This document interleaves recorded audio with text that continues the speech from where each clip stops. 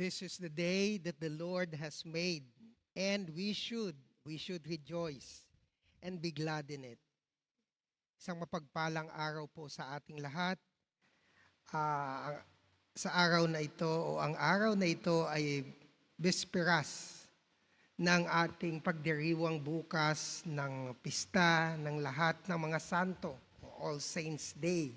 At kasunod noon ay ang pista naman ng lahat ng mga kaluluwa o All Souls Day. At ang mga Pilipino po ay kilala pagdating sa okasyong ito.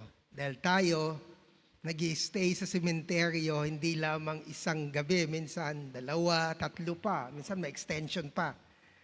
Noong linggo, 29, kami pa pumunta sa isang private na sementeryo diyan sa Cavite. At kahit 29 pa lang, makita mo ang dami nang nakapwesto. Marami nang nagpaparenta ng mga tent. Ibig sabihin, preparation na yan dahil ang mga tao ay mag-i-stay dyan for sure. So, ganun tayo. Kaya nga, kilala tayo bilang mapagpahalaga, kung tama aking Tagalog, sa ating mga mahal sa buhay na pumanaw na. Dahil ang katotohanan po, dahil doon, tayo ay mayroon pa rin koneksyon o komunikasyon sa ating mga mahal sa buhay sa pamamagitan ng panalangin at pagbisita nga sa ating mga mahal sa buhay, sa kanilang puntod, lalo na sa panahong ito. Kaya medyo iwasan po natin ang lugar kung saan mayroong sementeryo, and for sure, matraffic po doon. At kahapon din po, natapos na ang eleksyon ng barangay at sangguniang kabataan. Nalampasan po natin yung isang linggo na mahigit na ingay. Alam mo, napakaingay, kakaiba yung eleksyon ngayon dahil nga barangay level.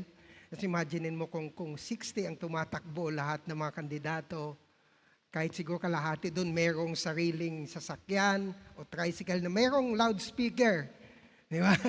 So, ibig sabihin sa isang linggo mahigit, siguro pagitan ng 5 minuto, mayroon na namang dadaan, napakalakas kahit madilim-dilim pa. Minsan nagkakasabay pa sila, no? At masaya, subalit na papasalamat tayo sa Panginoon dahil ito po ay nangyari at matahimik naman. Kaya nung mabasa ko ang Ebanghelyo, parang naalala ko yung eleksyon.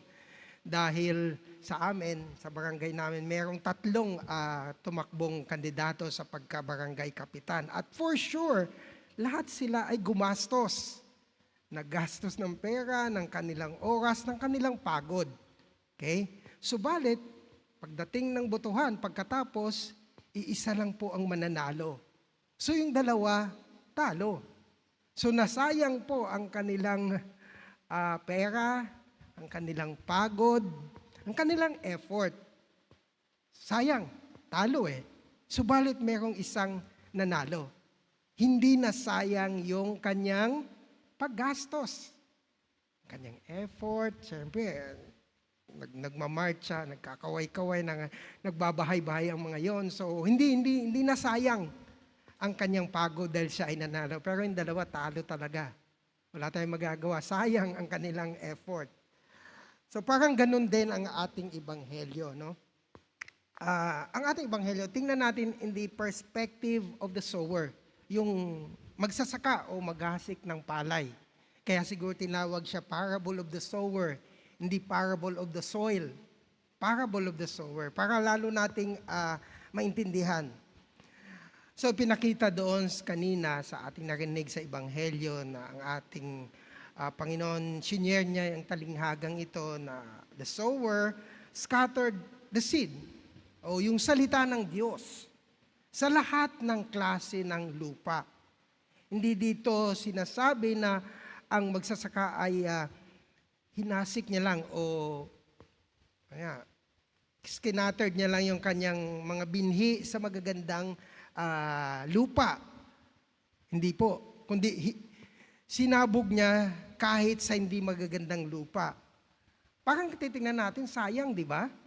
Sayang eh, bakit ikaw magsasaka, ba't isasabog mo dyan sa kalsada?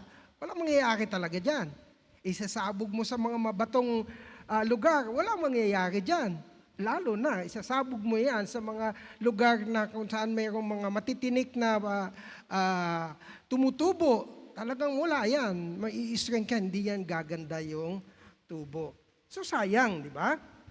Subalit, bakit ginanon? Bakit ganon ang sinabi ng ating Panginoon? Ibig sabihin noon, ipinapahayag o ipinahayag ng Panginoon ang salita ng Diyos, hindi lamang sa mga piling tao na willing makinig, kundi sa lahat ng tao, kay willing sila o hindi. Dahil alam ng Panginoon, in the end, magkakaroon din yan ng resulta. Subalit, yung naunang binanggit, parang lahat failure eh. Diba? At magkasunod-sunod pa, parang nagkaroon ng escalation ang pagiging failure ng magsasaka. Dahil unang-una, sinabog niya yung binhi sa kalsada na wala lang, kinain lang ng mga ibon. Nung sinabog niya doon sa batuhan, nag-sprout naman. Pero nung magkaaraw na, wala rin, namatay rin lahat. Yung pangatlo, nung sinabog niya, tumubo nga, lumaki. Subalit, hindi rin tumubo ng maayos. Dahil nga sa dami na siguro ng mga halamang matitinik, hindi siya makapamunga ng maayos. So lahat failure. So kung isipin natin, sayang, di ba? Parang yung mga kandidato na natalo, di ba? Sayang yung effort, sayang yung pera, di ba? Pero kung titingnan natin, ang ganitong sitwasyon is like the kingdom of God. Even like the cross of Jesus. Una nating titingnan ang cross ng Jesus, failure. Dahil siya ay pinahirapan, siya ay ipinako sa krus, siya ay namatay sa krus. Failure. Subalit, ang hindi natin alam, after that, dahil sa cross na yan, tayo ay nagkaroon ng kaligtasan. Kaya nakita natin, hindi na sayang po ang ginawa ng magsasaka. Dahil ng kanyang isinabog nga sa magagandang lupain, ito ay tumubo. Hindi lang isa ang bunga, kundi 100, 60 at 30. So, there is always a surprising success. Para sa simbahan, sa kaharian ng Diyos din, ang daming failures. I just imagine yung cathedral, 40 years na naghihintay tayo, parang wala nang pag-asa. Ang daming nangyari, ang daming, mga situation na wala na. But then, you see it now. God is faithful. Okay?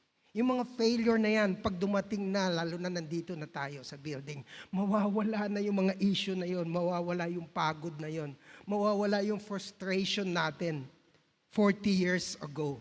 Dahil nandito na tayo sa promise ng ating Lord na magkakaroon ng permanenteng lugar ang simbahan.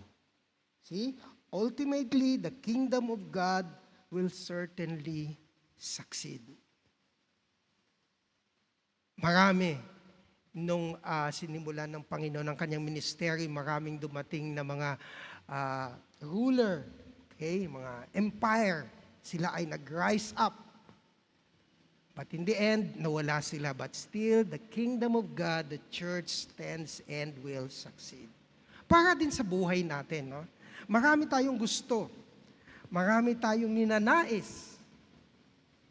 Subalit, nakikita na rin yung ating gusto, parang palpak, di ba? Maraming failure. But in the end, masasabi natin buti na lang nangyari yung ganon. Salamat na lang din at nangyari yung ganong sitwasyon dahil ngayon nakikita ko na mas maganda pala ang kahihinatnan ko. Same with the business. Kadalasan, pag nagsimula tayo ng business, hindi agad-agad yan, hindi yan instant. Merong mga maswerte na pagsimula ng kanilang business ay nag-grow ka agad. Subalit, karamihan, magsisimula yan. Kailangan mo matuto. There's always a failure, hindi lamang sa ating investment, kundi sa ating, and everything, upang matuto tayo.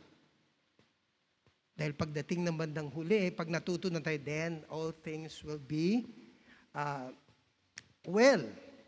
Tandaan natin, ang ninanais po ng ating Panginoon ay para lamang sa ating kabutihan. There are times na akala natin failure yung ating ginagawa, yung ating buhay Kristiyano, ang ating pagpapalaganap ng mabuting balita sa salita at sa mga gawa. Subalit, sabi ko nga, ultimately, the kingdom of God will succeed. Tandaan natin, God's desire for us is always for our own good. If we only trust and obey Him. So the key is trust and obey our Lord and Savior, Jesus Christ and our God. And all things will work together for our own good. Dahil mahal na tayong lahat. Amen.